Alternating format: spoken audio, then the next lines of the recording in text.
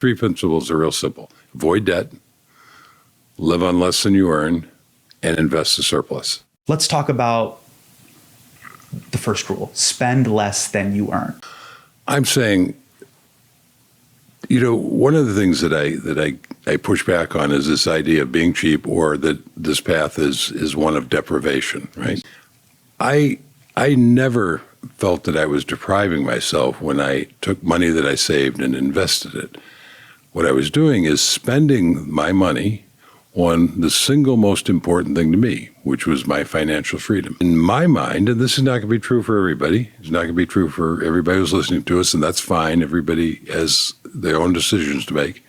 But for me, there was nothing money could buy that was more important than my financial freedom, than having of what I thought of at the time as FU money, which gave me the freedom to make bolder choices in my life. There was no car, there was no house, there was no wardrobe, there were no fancy vacations that were more important than that. Now, I did some of those other things because I enjoy other parts of my life.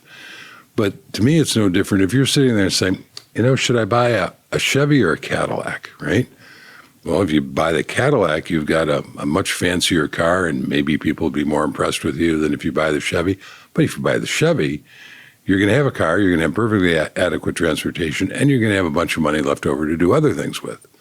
It's a choice. I don't know if tomorrow's promised, so let me have a little bit of discretionary spending to go on vacation with Bay, buy an iced coffee or two, maybe take my kid to Disneyland. Right. Why can't I just spend all of it? Why can't I just let me live today?